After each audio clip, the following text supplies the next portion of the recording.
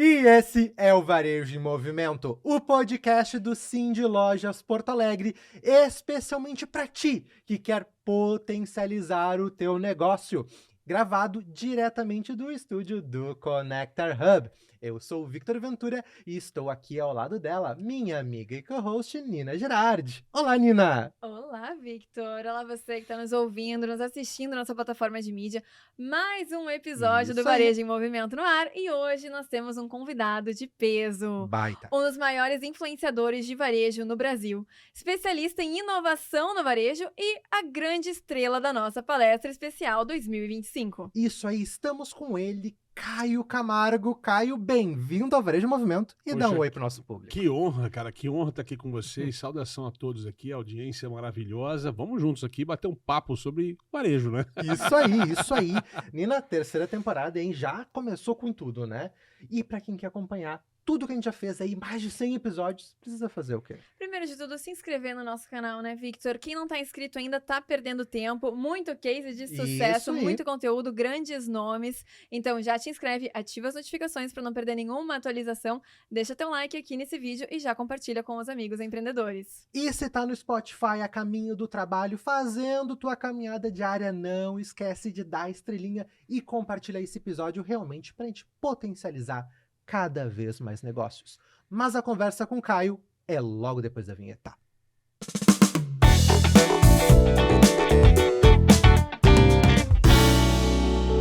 Bora começar então, Caio, nosso Opa! papo.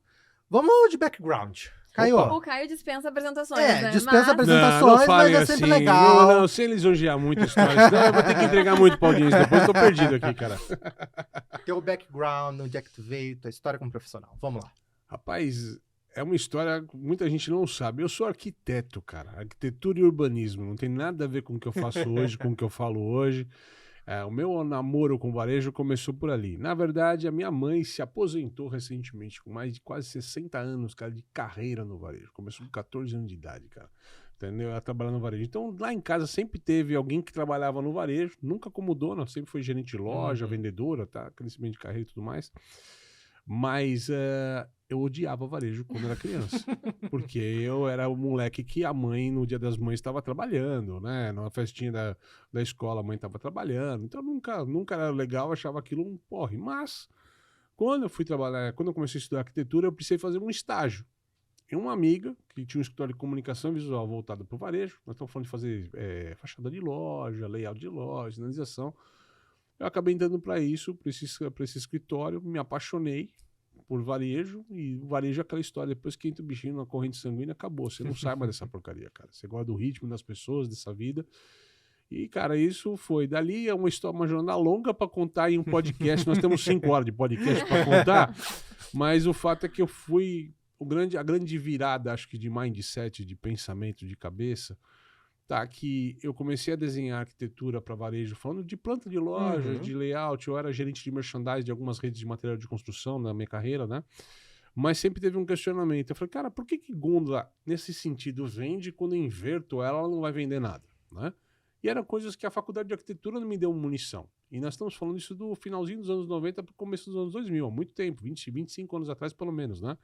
Não tinha nem literatura que falava de merchandising, de arquitetura de varejo, né? A gente saía para uma faculdade de arquitetura pronto para fazer casa, prédio, não para fazer loja, né? Na lógica do que é uma arquitetura de varejo hoje, na lógica que é o retail design. E eu fui fazer um MBA em marketing, no começo dos booms do MBA, no começo dos anos 2000, para começar a entender um pouco o comportamento do consumidor, e essa outra ciência que eu me apaixonei. Né? Então, assim, entender um pouco do comportamento do consumidor. Hoje eu falo que eu não sou especialista em varejo de um segmento, eu gosto de entender tecnologia e mundo e conexão com comportamento. Qual é o reflexo disso no comportamento das pessoas? Porque no final do dia, às vezes a gente come, ora estamos aqui no calçadão, vai comprar numa loja popular como uma coxinha num boteco, ora a gente quer à noite um restaurante refinado para um jantar com a família. Né? Então a gente muda de comportamento o tempo todo, então é interessante entender essas nuances, né? Há muitos anos que a gente não fala mais de vender para classe A, classe B, classe C, porque o comportamento é distinto do que era 20, 30 anos atrás. E isso foi passando. E eu acho que o grande drive de mudança foi, nós estamos falando já de 2010, mais ou menos, 2010, 2012, quando uma amiga, né, estava dentro do campo da arquitetura, né, eu estava já vendendo, eu gosto muito de vender, sempre fui um cara vendedor do que eu faço. ela virou CEO de uma empresa de tecnologia. Ela falou assim, cara, eu tô com uma empresa aqui, mas eu tenho um BO, eu preciso de alguém que entenda de varejo, que consiga sentar com o varejista e conversar. E eu já estava começando com blog, já estava começando nesse caminho de entrar nas redes sociais, era o comecinho dessa história, né? De Facebook, de blogs e tudo mais. E eu falei assim, quer saber? Vamos lá. O máximo que acontecer é dar errado, eu voltar para arquitetura, mas vamos testar uma coisa nova, porque eu não manjo nada de tecnologia e tal. E, cara, entrei por esse caminho de inovação de tecnologia. A gente até brincava aqui nos bastidores, né, de especialista em tecnologia, falou assim, cara, a tecnologia hoje para mim é muito hardware e software. Eu acho que o tema inovação, eu acho que ele engloba mais do que a necessidade do varejista estar olhando sempre para frente. Não importa se é hardware, software ou atitude, porque às vezes é atitude para criar inovação. Então é um pouco disso que eu tenho me esforçado hoje, né? E aí, neste exato momento, nos últimos 3 anos, eu tenho me dedicado muito mais a um campo da mídia, tanto com as palestras e também com o podcast também. Sou parceiro de profissão de vocês, lá no Varejo Cast também, onde eu e o Fred Alequim, a gente tem feito aí ao longo de 3 anos. Já tinha quase 6 anos esse podcast quando eu entrei com 200 episódios, nós estamos em 600 e tal lá já. Queremos chegar lá. Não, vocês vão chegar, relaxa. 100 é muita coisa já. 100 é bastante coisa para podcast, já mostra a consistência do que vocês estão criando, isso é muito importante, tá, pessoal? Então, assim, consistência é o primeiro número 1 para chegar lá em qualquer coisa que a gente faça. Então, o caminho tá certo, tá certo. A gente se esforça e que virada de carreira, né, Nina? Isso aí. E, Caio, estávamos aqui antes, né, Victor, falando bastante de tecnologia, mas também muito curiosos sobre o teu livro, Arroz, Feijão e Varejo, Isso aí. que está nas listas, né, de mais vendidos do setor. E tu dialoga super com o nosso público, que é esse pequeno, médio, varejista raiz. Verdade. A gente fala muito em inovação hoje em dia. Ô, pecinha complicada, né? Nós Culpa sabemos sua, viu? aqui, né, Victor? Vocês são complicados, viu? Bastante. Pois é. E inovação muitas vezes assusta o nosso varejista, né? Mas estávamos falando antes do teu livro, como é importante começar do básico, né, Exato. Caio? Onde é que o varejista tá errando nesse arroz e feijão do dia a dia para ele acertar nisso e depois começar a inovar? Olha, a primeira coisa legal sobre esse tema, né? O Arroz, Feijão e Varejo ele foi publicado em 2016, cara, já faz tempo. Eu já tô prometendo mais 2. Tem 2 lá no forninho escrito lá, o que tá precisando sair, mas não... É uma preguiça de sair, de revisar, de fazer acontecer os livros. Tô segurando eles um pouquinho. Até tem novidade depois em off. Eu conto. Em off, vocês não vão saber o que eu vou falar. Não vai sair, não vou revelar no podcast. Mas você sabe o que eu acho muito engraçado? A gente às vezes inventa muitos conceitos. Você vê varejo 2.0, 3.0. Já vi falar 5.0. Eu falei, cara, engraçado eu falar de varejo 5.0 se na rua eu não acho 0.5, cara. Né? Então, assim, a gente não está atendendo bem, a gente não está fazendo boa reposição de mercadoria, né? E existem algumas premissas importantes, né? A gente está aqui estamos no centro aqui de Porto Alegre gravando, né? Então, o centro sempre foi... Eu também moro perto de um centro comercial da minha cidade. As pessoas que estão no centro, elas já estão dispostas a comprar. E muito varejista reclama que as pessoas não estão indo comprar com ele. Ela não está comprando porque o atendimento está ruim, está faltando produto, está faltando sortimento, né? Eu digo que quando uma pessoa decide sair de uma calçada e entrar numa loja, ela já virou a chavinha que ela quer comprar com você. E se ela foi embora sem comprar, é porque você falhou na missão com ela. Não teve preço, não teve produto, não teve atendimento, alguma coisa foi. A pessoa minimamente que entra numa loja, ela entra com o princípio da curiosidade. Cara, eu queria saber como é que é esse negócio desse produto. Tá bom. Quer dizer que ela já está interessada em comprar. Se você ofertar uma boa garantia, um bom preço, talvez ela leve com você. Talvez não é sempre que a gente vai acertar. Mas eu acho que o varejo ainda peca nas coisas básicas. Eu sei que não é só culpa do varejista nesse exato momento. Por exemplo, quando a gente fala de atendimento, estamos passando um apagão de mão de obra no varejo. Tá difícil treinar, tá difícil segurar, tá difícil, né, manter uma equipe que seja boa de atendimento por conta disso. Mas mesmo assim, quando a gente fala de loja, acho que o principal erro que o varejista comete hoje é que muitos varejistas hoje ainda são um intermediário entre quem fabrica e quem consome. E esse é o grande perigo. Loja sem experiência, eu vou comprar no online. Uma brincadeira que eu faço com vocês dois. É só com a nossa audiência. Pensa num produto que você comprou recentemente ou que você deseja comprar muito neste momento. Você não precisa de uma loja para comprar ele. A gente não precisa mais da loja física. Isso é um fato. Pode pensar qualquer coisa que você pensou, passou na cabeça de vocês, da audiência. Você não precisa de uma loja física para comprar esse produto hoje. E até algum serviço, nesse caso. Por que a gente ainda vai em loja? Porque a gente está buscando algo que o digital não entrega pra gente. Uma experiência, uma garantia, um levar na hora. E o varejista tem que estar ciente que ele tem essa arma na mão. Lembrando, tá? O e-commerce pode assustar, Mas o e-commerce hoje é 15% do mercado, num teto de tendência ali. Nós temos 85% dos negócios acontecendo em loja física. Então é isso que o cara tem que estar de olho. Então, para não alongar, tem bastante pergunta. Eu acho que a gente tem que fazer o que tem que ser feito. O cliente quer ter uma experiência dentro da expectativa dele. Só isso. A gente tem que saber entender qual é a expectativa e como é que a gente entrega isso pro cliente. Pau, ponto. Perfeito, Caio. E eu acho que tem uma coisa também que acaba atravessando muito isso, o consumidor, ele observa muito tendência, ele se leva muito pelas tendências e tudo mais. E o lojista também, quem tá vendendo também. Na verdade, tem um negócio... Vai lá. Na verdade, tem um negócio que eu vou ali brincar nisso. Existe uma coisa que é a tendência, que existe uma visão de futuro, você sabe, eu precisaria fazer isso, mas eu tenho um tempo para fazer isso. Existe o que a gente chama de pendência, que eu já estou atrasado nesse jogo. E existe uma coisa no meio, que eu chamo de vendência. Vendência. Vendência é aquela coisa que não estava no teu projeto, mas você tem que aproveitar a onda. Podemos brincar de Labubu, Morango do Amor, Bob Goods. Ninguém esperava isso numa virada de ano passado. Ótimo. O cara que estava se preparando lá para o inventário, que ele ia comprar, não. Mas a partir do momento que aparece uma coisa dessa, você não pode ficar de fora. Então o cara tem que entrar nessa história e com aquele cuidado de entrar rápido. A gente brinca, uma doceira que levou 3 semanas para pensar em fazer Morango do Amor, jogou morango fora. Perdeu. Jogou morango fora. Porque o hype passou. E esses hypes, essa onda passa muito rápido. Pode ser um filme, igual foi o da Barbie ou do Stitch, que fica tudo roxo, tudo de cor de rosa. Pode acontecer alguma coisa. Mas tem que aproveitar isso rapidamente. Ontem a gente teve aqui, a gente tá gravando, tá saindo segunda-feira, né? Isso. Mas no final de semana anterior a esse, teve a Fórmula 1 no Brasil, né? Sim. Eu tava passando uma loja de brinquedo, cara. O lojista da loja de brinquedo colocou tudo que tinha de Fórmula 1 pra frente da loja. Que é no bairro do Morumbi, em São Paulo, então ele sabia que as pessoas estavam hospedadas próximas e o hype de ter a Fórmula 1, o pessoal vai consumir mais. Então você não pode esperar. Outro dia eu tava com o Sebastião Salgado, um fotógrafo, né, famoso, ele faleceu. Sim. Cara, eu fui num dia numa livraria, cara, já tinha uma pilha de livros do Sebastião Salgado lá para as pessoas. É sobre isso. É a vendência. É aquele, vou aproveitar o momento que as pessoas estão falando sobre alguma coisa para vender, né? Então isso é importante o varejista se ligar nessa história. Mas você ia falar de tendência, eu cortei a tua pergunta. Não, perfeito, porque era justamente a pergunta nesse tema. Já respondeu. Mas também da questão da urgência, né? O que o varejista ele perdeu, né? Tipo, ele daqui a pouquinho tá deixando de tratar como prioridade que já deixou no passado. O que é a urgência dele hoje de fazer? Eu acho que a urgência, cara, primeiro ele encontrar o lugar dele no mundo. Entender qual a experiência que ele tem que entregar, qual o nível de expectativa que o consumidor está esperando dele. Eu acho que essas são as grandes urgências, que a partir dali ele consegue moldar qual que é o mix de produto que ele tem que ter, como é que ele tem que ofertar, qual o posicionamento de mercado que ele tem que ter no mercado. Porque, de fato, as pessoas hoje... O maior concorrente de uma lojinha de bairro hoje, a gente vai falar isso em palestra, falou isso em palestra, é o marketplace na China. Entendeu? Então, a dona Tereza tem uma lojinha aqui em Porto Alegre há 30 anos. Há 30 anos ela faz a mesma coisa. Uma vez por mês, vai no Brás ou vem em outra região, abastece a loja dela, volta e vende o mês inteiro a mercadoria. Mariazinha vai comprar com ela um dia. Fala, dona Tereza, tem aquela blusinha crop do TikTok que tá fazendo sucesso? Foi, minha filha, não sei nem o que você tá falando. No mês que vem, quando eu voltar lá no Brás, lá pra comprar, eu vejo se tem e trago pra você. Mariazinha não quer saber de um mês, cara. Ela vai atravessar a rua e vai comprar na China, Shopping na hora.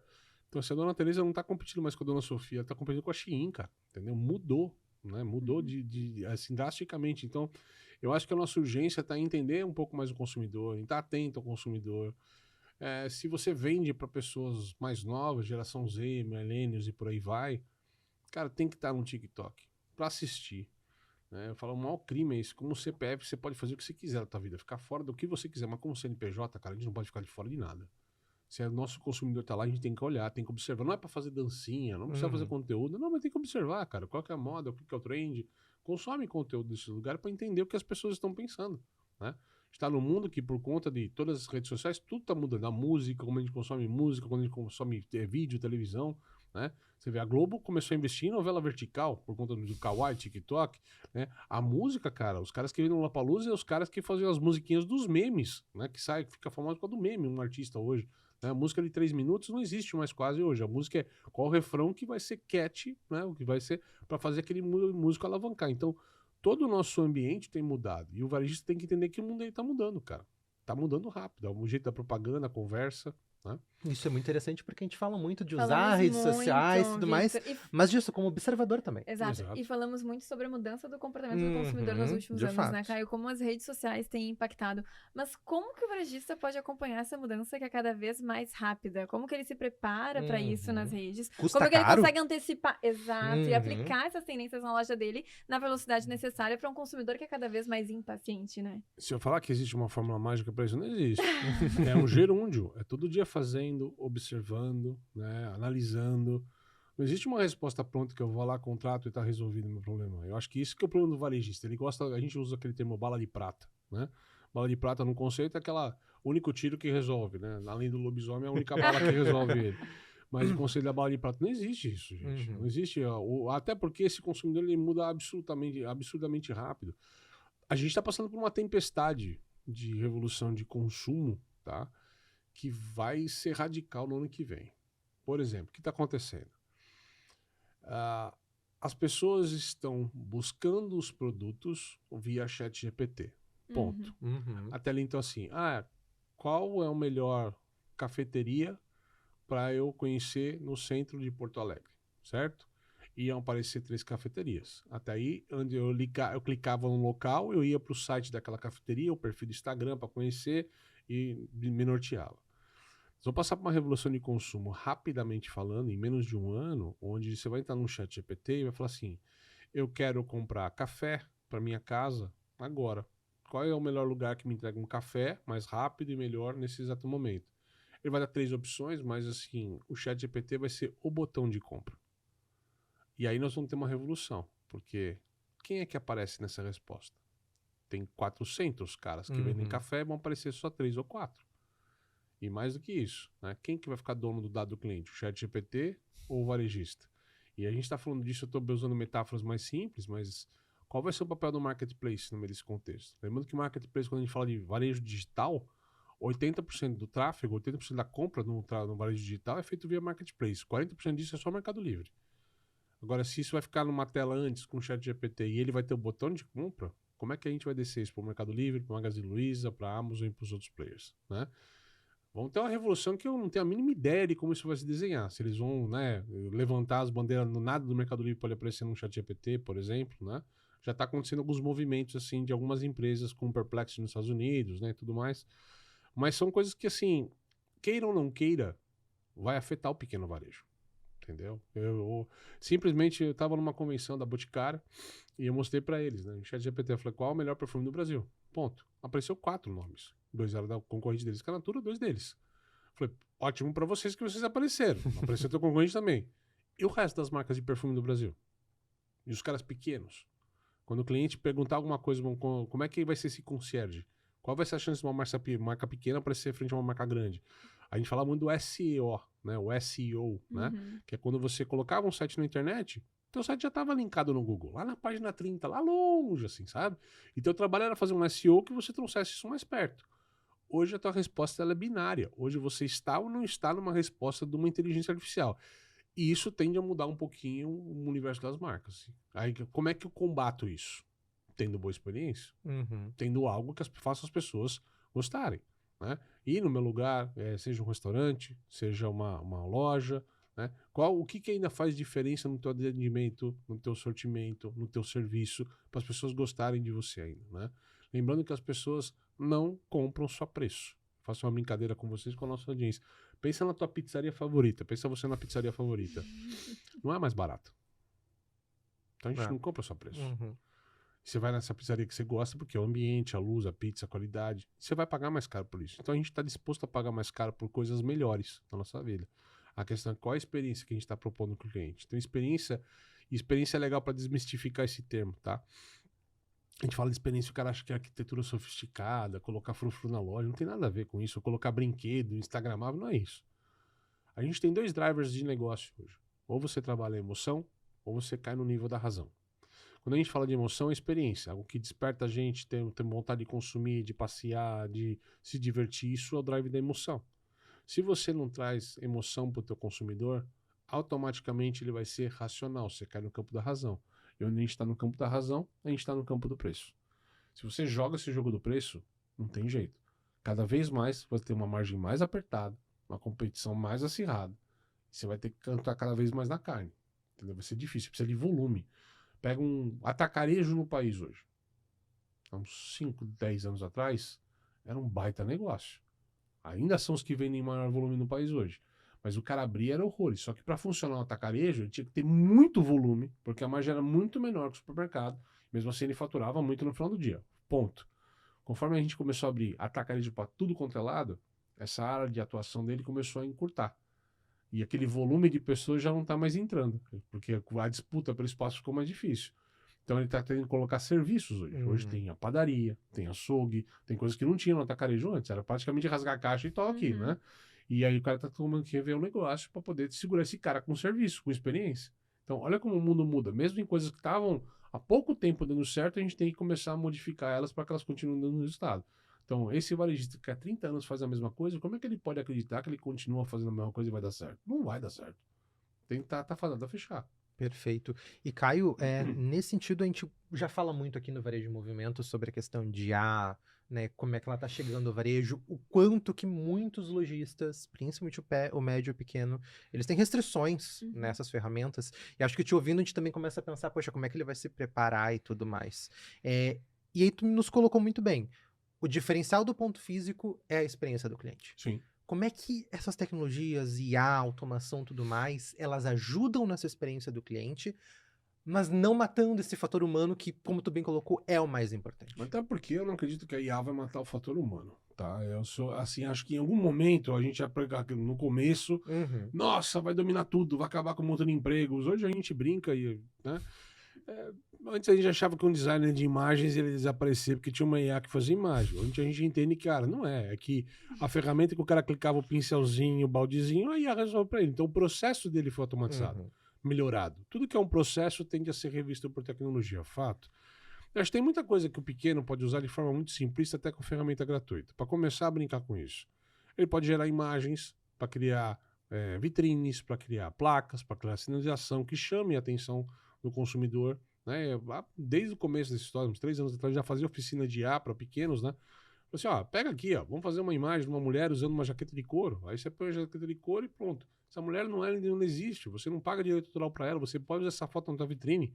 Então, assim, quanto você poupou de fotógrafo, maquiador, publicidade, para criar a imagem ideal, que você pode colocar na vitrine para estampar uma coleção, né? Outra coisa, rede social.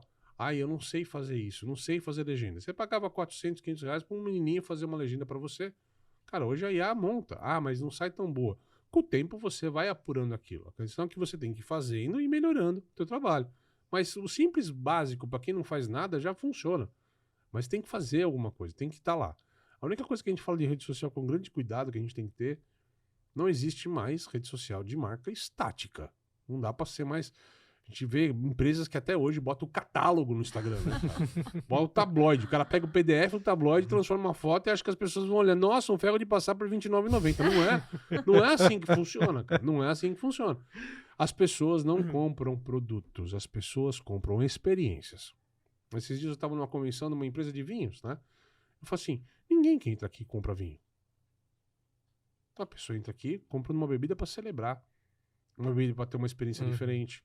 Uma bebida para harmonizar, para receber os amigos, né? Tem um contexto. Uma roupa é igual. Ninguém entra numa loja de roupa para comprar uma roupa. Você está comprando para você se posicionar melhor no teu trabalho, para você se descolar na tua turma. São objetivos. A gente compra experiência de tudo aquilo que a gente compra. E nesse contexto, a rede social, que ela tem ofertado muito é review. Então, eu brinco, abre um sushi na tua rua, né? Onde é que você vai saber se o sushi é bom? Você vai entrar no Instagram, no TikTok, para ver se alguém foi lá antes que você. Para falar a qualidade do temaki, do salmão, das coisas lá, se é maravilhoso, o que é. E você compra aquela experiência de quanto maravilhoso foi para aquele influenciador. Para você querer aquela mesma experiência. Então não é o sushi que a gente está vendendo, é experiência. Então assim, tudo é experiência nessa conversa. Perfeito. E como que o varejista pode aprimorar a experiência na loja dele, Caio, sem investir muito? Que é o que a gente mais ouve aqui, né, Victor? Como que eu adoto inovação na minha loja, no dia a dia, mas com um custo baixo? Tem uma coisa que é bem legal fazer, um exercício que eu gosto de fazer demais, que eu acho que é o exercício mais simples, mais barato e mais eficiente que qualquer cara pode fazer pelo próprio negócio. Observar. Que se trata isso? Paco Underhill tinha um livro chamado Vamos às Compras, há quase 30 anos publicado, que ele falava exatamente disso. Ele criou uma empresa baseada em observar a movimentação no ponto de venda e descobrir. Eu sempre falo assim, ó, vamos fazer um trato.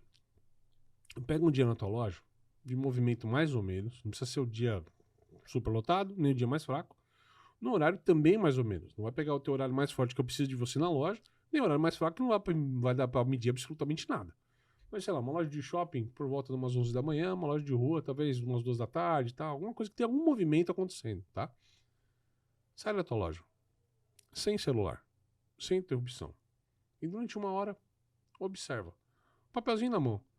Quantos passaram na frente dessa loja? Quantos entraram? Quantos olharam a vitrine? Quantos saíram com sacola?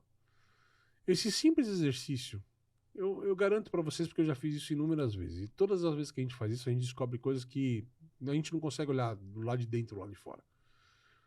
Você vai observar fachada que não tá funcionando, produto na vitrine que ninguém tá olhando, que não chama atenção, tá mal posicionado, tá sem nada aqui, dá um gancho nas pessoas. Vendedor que não tá nem aí pra cliente. Cliente saindo tudo com sacola vazia porque não comprou nada. Então assim, mas é observar. Dá pra fazer isso se é uma loja maior, olhando um pouco as gôndolas? Dá pra fazer. Uma vez a gente fez um exercício quando trabalhava no home center, que a gente seguia alguns clientes. É verdade, é verdade. Vamos olhar esse cliente, a gente com uma plantinha na loja assim, e olhando onde ele andava, mas toma cuidado pra fazer isso de uma forma discreta, pelo amor de Deus. Mas é você olhar quais gôndolas esse cara fez quando ele parou, faz um desenho com lápis do que esse cara tá fazendo lá pela loja, e você entender qual a experiência que esse cara tá tendo. Às vezes você vê que um produto tá muito baixo, tá muito alto, tá mal posicionado. Esses pequenos detalhes fazem a diferença na hora de você ver a venda geral da loja. Tá? Isso acho que é um grande exercício bacana para fazer gratuito, de graça. Não dá nem para você reclamar. Não dá nem para reclamar. Qual a resposta você vai ter com isso? Eu não tenho a mínima ideia. Depende de onde você tá, depende de que loja que você é, depende do que você já fez até hoje. A resposta é muito variável.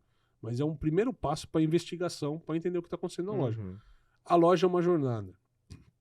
Tem que observar nessa loja, entre a entrada do cliente e a saída dele da loja, quais são todos os processos que você precisa mapear e onde você está falhando. Porque às vezes você tem uma jornada fabulosa de experiência de atendimento, mas falha no caixa. Quem aqui nunca foi no supermercado, catou um carrinho, lotou de mercadoria durante 1 hora, 1h30, a hora que você chega na fila e fala assim, eu volto amanhã. Normal. Então a gente não tem paciência. Então, tudo estava certo. A fila do caixa matou o negócio. E a fila do caixa mata muita coisa para muita loja o tempo todo, né? Você vai no posto de gasolina, precisa abastecer o carro. Você encosta no posto, tem 2 carros na bomba. O que você faz? Vou para outro, cara. Ninguém quer esperar 2 carros na bomba. Se você não for o próximo, quando você para, você vai para outro posto. Não importa se é o posto que é do teu bairro, que você abastece a vida inteira. Falei, vou arriscar mais um pouquinho porque eu tenho. A gente compra tempo. Olha como você compra tempo e você nem percebe. Você precisa comprar um produto no Mercado Livre.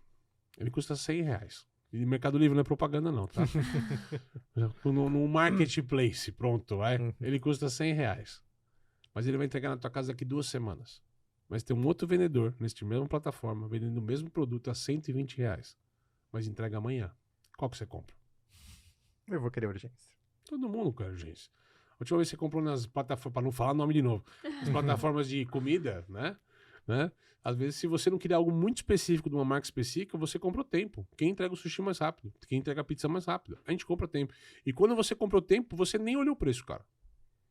Às vezes saiu mais caro do que a última vez que você comprou, mas você comprou tempo. Então as pessoas querem isso, querem tempo de vida. Tempo tem sido um ativo muito importante das pessoas. Quem tá sabendo jogar esse jogo do tempo tá ganhando dinheiro, isso é um fato. E Caio, eu te ouvindo falar agora, e Nina e eu conhecemos muitos lojistas, pra mim ele tá falando assim, poxa, eu não vou fazer isso não funciona. Meu pai não fazia assim, era de outro jeito e tudo mais. Rapaz. E até mesmo de engajar a equipe em também ter essa mudança, porque a equipe é um fator fundamental também nessa experiência do cliente. E aí eu quero dar realmente esse passo atrás, anterior, de como é que ele muda a mentalidade para se abrir a essa inovação que tu tá propondo, que, de novo, a gente já viu, não tem custo, mas também como é que ele engaja a equipe dele nisso. Vamos lá. Primeiro tem uma coisa legal que eu acho legal, você citou aqui do meu pai, e tem uma história bacana do varejo. Ela ainda acontece, mas acho que hoje ela tá bem melhor do que ela já foi no passado. Lembra que eu falei que eu fiz MBA por volta dos 2000, e por ali também uma geração de empreendedores, de filhos de gestores começaram a educar, né? porque era aquela história, o pai criou no balcão, bico no balcão, não teve estudo, muitos varejistas brasileiros não tiveram, né, educação fundamental em alguns casos, mas por conta do patrimônio que eles cresceram, tiveram filhos melhores educados. E o boom do MBA fez isso acontecer. Mas eu, mesmo na minha época de arquiteto, a gente já tinha esse problema, que você tinha um filho que voltava de fora, de um MBA, alguma coisa, lotado de ideias e coisas cabulosas, que o futuro está por vir e vamos lá. E o pai vetava. Não, cara, faz 40 anos que eu tô atrás aqui, já criei você e tudo mais, tá? E normalmente entregava para esses filhos, desculpa o termo, brinquedinhos. Toma o marketing pra você. Ó, vai ser o digital nosso. Toma não sei o que, tal. Pode deixar o cara marinando até ter confiança e maturidade. Isso mudou na minha visão, tá? Por volta de 2010 ou 2015, essa entre safra, que foi quando a Magalu tinha uma disputa com a Ricardo Eletro muito grande naquela época. E a Magalu, quando abriu na bolsa, ela quase quebrou. A mistura quase quebrou. O IPO, pum, derrubou. E naquela época, para revigorar, eles trouxeram o Frederico Trajano como CEO, como presidente. Porque é um cara que tinha que dar um sangue novo na empresa, uma guinada nova e mostrar que a empresa ia para um outro caminho, não pelo caminho que sempre foi. E por mérito próprio, esse cara levou o Magazine Luiza naquela época para um outro patamar, para um outro negócio, virou benchmark para uma outra empresa e tal.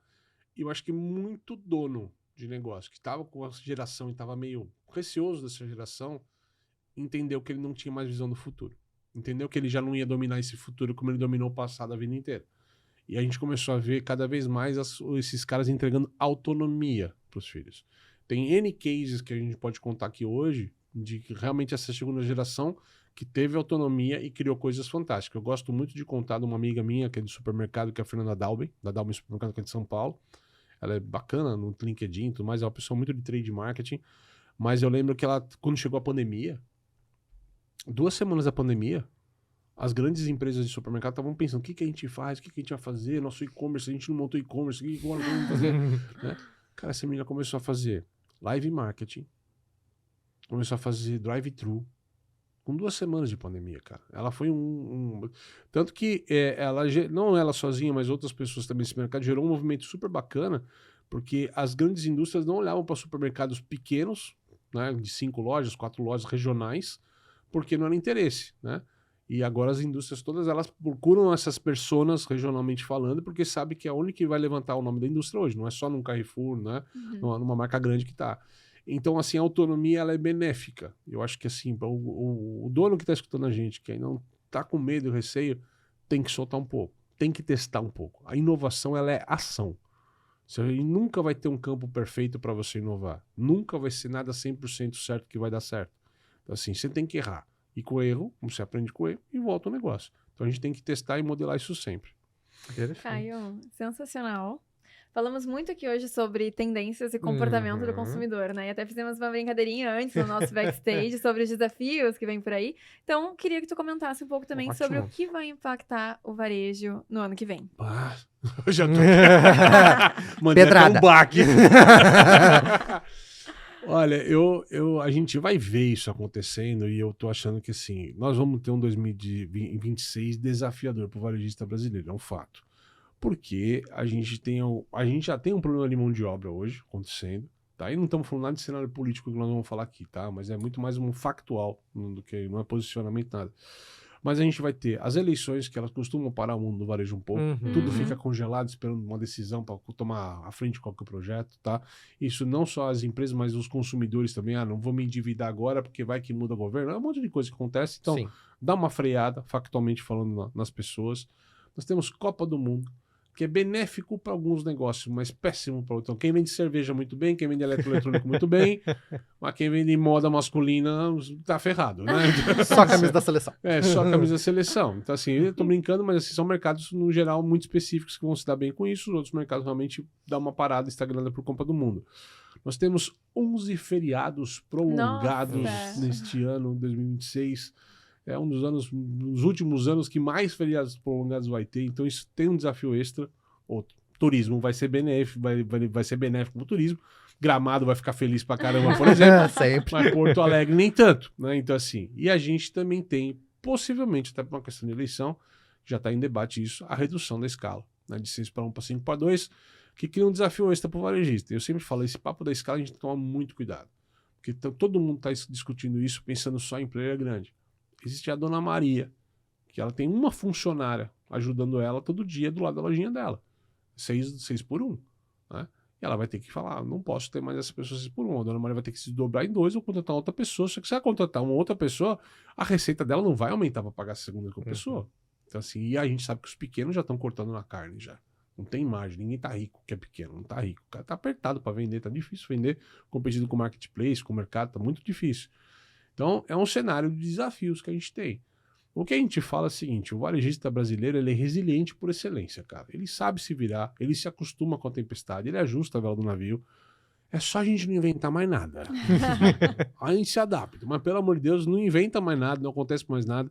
Lembrando que a gente está num mundo, num contexto de mundo cada vez mais fragilizado. Qualquer evento no mundo social, político, econômico no mundo tem a capacidade de chacoalhar a gente. Então, estamos numa iminência de guerras novas, sei lá que o Trump vai invadir a Venezuela, o que vai acontecer e tal, entre outras coisas que podem acontecer, né? Então é um mundo meio em luz amarela, né?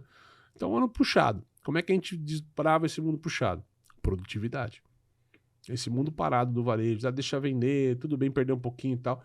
Este mundo acabou. Quem não acordar para produtividade, seja com IA, seja com outras ferramentas, seja com o melhor treinamento de equipe, vai perder mercado. Ótimo, ótimo. Caio, tua palestra especial conosco foi sobre preparando os times aí para o fim de ano. Estamos às margens da Black Friday, Natal, 2 datas importantíssimas para o varejo. Para quem não esteve na tua palestra e quer ir umas pílulas rápidas assim, ó, o que eu faço agora para vender bem em Black e Natal? Cara, eu acho que primeiro é o seguinte, né? Na época que nós estamos falando, se você não fez nada, não dá tempo de fazer muita coisa. É um fato, tá? De última hora, aquele que chegou atrasado na fila. Mas eu acho que assim, o espírito dessas datas tem que estar presente na loja. Eu falo assim, vareja como se fosse buffet de festa, sabe? Tem que ter festa todo dia, cara, senão o buffet não vai pra frente.